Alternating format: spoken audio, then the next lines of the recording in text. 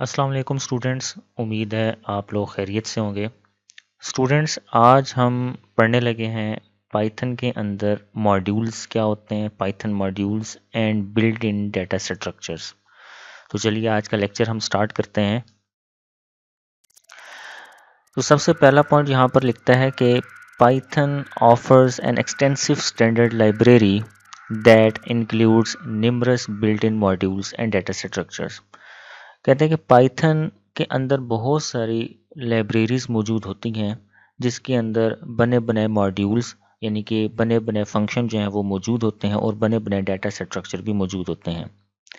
Students, ہم نے class میں بھی یہ ڈسکس کیا تھا کہ پائتھن نے بہت زیادہ آسانیاں پیدا کر دی ہیں۔ وہ آسانیاں سینٹیکس کے حوالے سے بھی بہت ساری ہیں جو سی پلس پلس یا جاوا میں ہوتی تھیں، وہ بہت ساری چیزیں اگنور کر کے پائتھن کے اندر جو سینٹیکس ہے وہ بڑا سمپل ہے۔ دوسری پائتھن نے آسانی یہ کر دی ہے کہ بہت ساری اسٹینڈرڈ لائبریریز موجود ہیں جس کے اندر بنے بنے ماڈیولز موجود ہیں اور بنے بنے ڈیٹا اسٹرکچر موجود ہیں، فنکشن موجود ہیں، اور سارا کام جو ہے وہ انہی فنکشن کے ذریعے سے ہو سکتا ہے۔ ایون کہ آج کل جو ہم پریڈکٹیو انالائسس کرتے ہیں، فیوچر پریڈکشن کی بات کرتے ہیں، تو وہ بھی بہت ساری لائبریریز ایسی ہوتی ہیں کہ جس کے اندر یہ فنکشن موجود ہوتے ہیں۔ سیکنڈ پوائنٹ یہاں پر لکھتا ہے کہ a data structure refers to a particular format or method for organizing and storing data۔ اب ڈیٹا اسٹرکچر سے کیا مراد ہے؟ تو بیسیکلی جو ڈیفینیشن اگر آپ سے پوچھی جائے کہ ڈیٹا اسٹرکچر کیا چیز ہے، تو یہ ڈیٹا اسٹرکچر کی بیسیکلی ڈیفینیشن لکھی ہوئی ہے کہ it refers to a particular format. تو ڈیٹا اسٹرکچر سے مراد یہ ہے کہ آپ کے ڈیٹا کا دراصل فارمیٹ کیا ہونا چاہیے، اس کا اسٹرکچر کیا ہوگا، کس طرح آپ نے اس کے اندر ڈیٹا کو آرگنائز کرنا ہے، ان کی ترتیب دینا ہے، اور کس طرح آپ نے اس کو سٹور رکھنا ہے۔ سمپل سی اگزامپل دیتا ہوں کہ آپ نے ایک ایسا ڈیٹا بیس بنایا، آپ نے ایک ایسا ٹیبل بنایا جس کے اندر جو ہے وہ صرف اور صرف آپ کیا شامل کر سکتے ہیں، کوئی نمبرز شامل کر سکتے ہیں۔ تو اس کا جو ڈیٹا اسٹرکچر ہو گیا وہ کون سا ہو گیا؟ نمبرز ہو گیا۔ نیکسٹ ہے ان دس سیکشن، یعنی کہ اس لیکچر کے اندر ہم کیا کیا چیزیں دیکھیں گے کہ فنکشن دراصل ہوتے کیا ہیں، ماڈیولز کیا ہیں، اور لائبریریز جو پائتھن کے اندر استعمال ہوتی ہیں وہ کون کون سی ہیں اور کیسے استعمال کی جا سکتی ہیں۔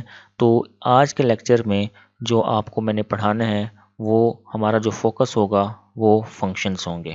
ماڈیولز اور لائبریریز انشاءاللہ ہم نے اگلے لیکچرز کے اندر اس کو کور کرنا ہے۔ تو فنکشنز اینڈ ماڈیولز کیا ہیں؟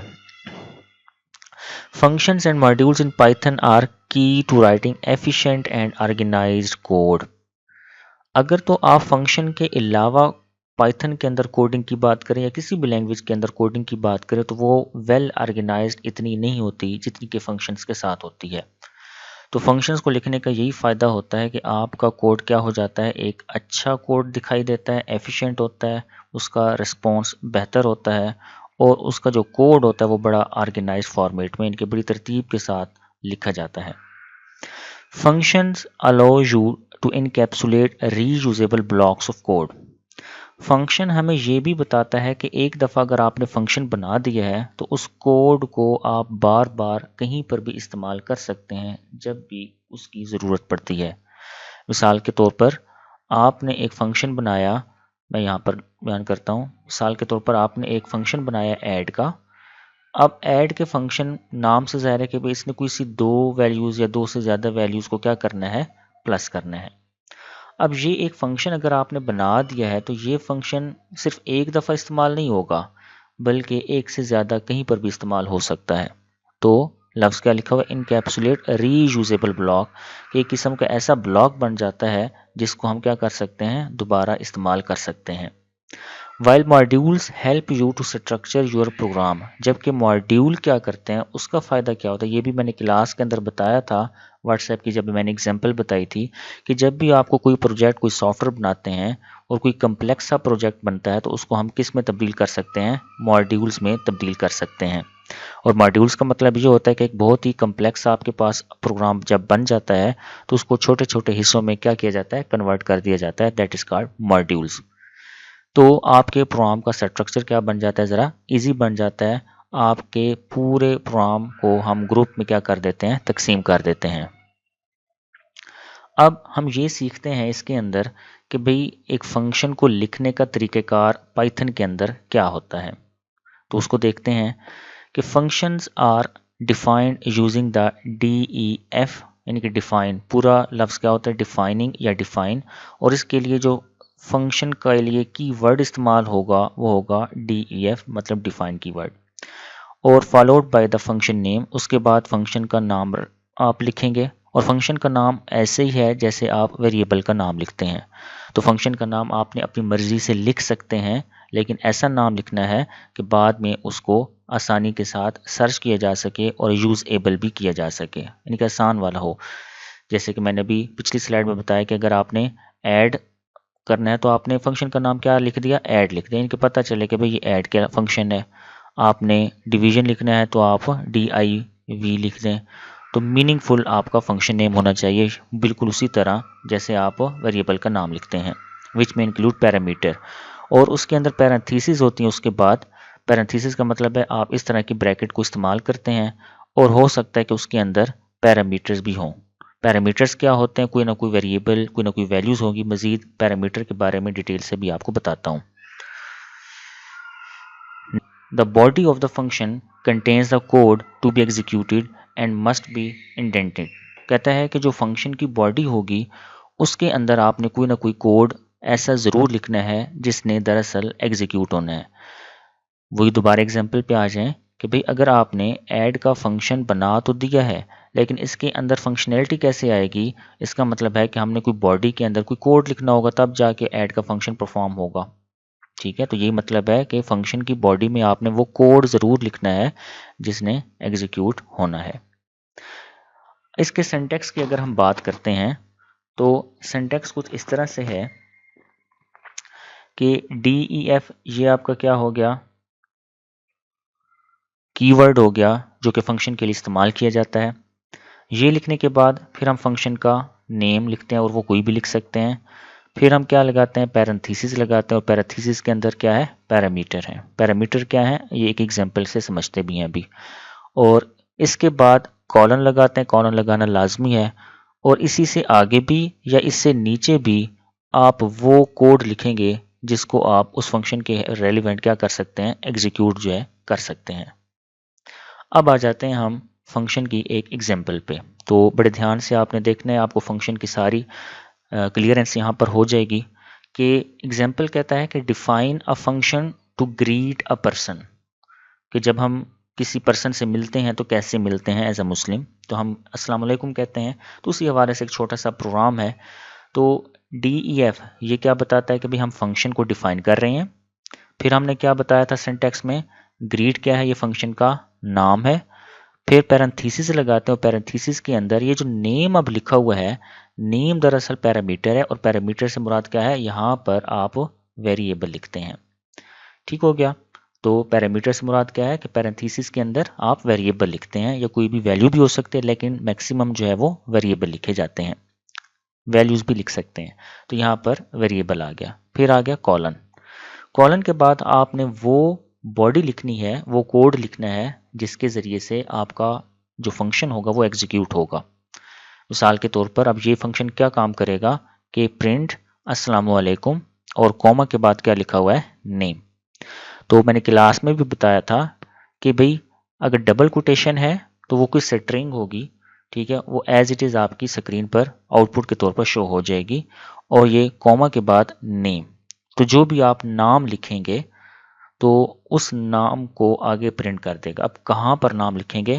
فنکشن کو ڈیفائن کرنے کے بعد باری آتی ہے فنکشن کو کال کرنا.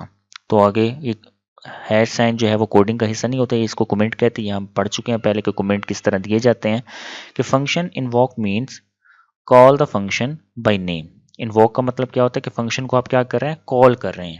اور فنکشن کو کال اس کے نیم سے کیا جاتا ہے، اور اس کے اندر جو ہے وہ کیا کہ پرفارم دا ریکوائرڈ ٹاسک، اور جو بھی آپ نے اسے ٹاسک پرفارم کروانا. فار ایگزامپل اب فنکشن کا نام کیا تھا؟ ہم نے کیا رکھا تھا؟ گریک. تو لہٰذا آپ نے جو فنکشن انووک یعنی کہ کال کرنا ہے تو اس کا نام بھی کیا ہونا چاہیے؟ گریک. یہ دونوں نام آپ کے سیم ہونے چاہیے. نام سیم نہیں ہوں گے تو آپ کا ایرر آ جائے گا. اور یہاں پر پیرنتھیسس کے اندر اے ایچ لکھا گیا ہے.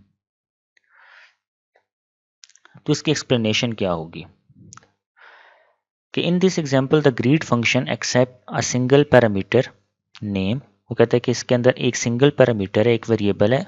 वेरिएबल एक से ज़्यादा भी हो सकते हैं, अगर ज़्यादा होंगे तो आपने दरमियान में कॉमा लगाना है। विद द वैल्यू अली, और उसकी वैल्यू दरअसल यहाँ पर क्या होनी चाहिए, अली होनी चाहिए। यहाँ थोड़ी सी मिस्टेक है कोडिंग के अंदर, तो यहाँ पर क्या होनी चाहिए, अली। तो जब हम यहाँ पर अली लिखेंगे तो ये अली का नाम या एएच अली कह लें, तो वो कौन से वेरिएबल में सेव हो जाएगा, जो हमने एज आ पैरामीटर देखा था, और हमने पैरामीटर के तौर पर क्या नाम रखा था, नेम। ठीक है, तो नेम के अंदर क्या सेव हो जाएगा, अली। तो लिहाजा इसकी आउटपुट क्या बन जाएगी कि it then print a greeting message अस्सलामु अलैकुम अली। ये एज इट इज़ आ जाएगा। ठीक है, और नेम के अंदर क्या आ जाएगा, उसका नाम आ जाएगा, जो हम फंक्शन कॉल करते वक्त उसके अंदर वैल्यू देंगे। उम्मीद है ये समझ आ गई होगी। अगर समझ नहीं तो उसको दोबारा रिवाइंड करके देखें, अदरवाइज मुझसे आप सवाल भी पूछ सकते हैं। अब फंक्शन की जो हम पैरामीटर की बात कर रहे हैं और रिटर्न वैल्यूज़ की बात करें, ये क्या चीज़ है। फंक्शन पैरामीटर उम्मीद है कि आपको समझ आ गया होगा। अब हम बात करते हैं रिटर्न वैल्यूज़ क्या चीज़ है। कहता है कि function can take multiple parameter.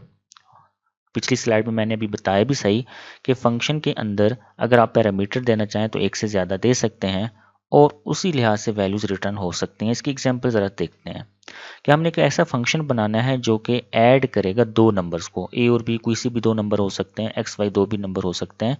तो यहाँ पर देखें कि ये डिफ़ाइन क्या कर रहा है कि हमें बता रहा है कि हम फंक्शन को डिफ़ाइन करने वाले हैं। ये क्या बताता है, फंक्शन का नाम बताता है। ब्रैकेट क्या बताती है, पैरेंथेसिस के अंदर हम पैरामीटर दे रहे हैं। अब यहाँ पर देखें ना, पैरामीटर एक नहीं है बल्कि एक से ज़्यादा है, ए और बी।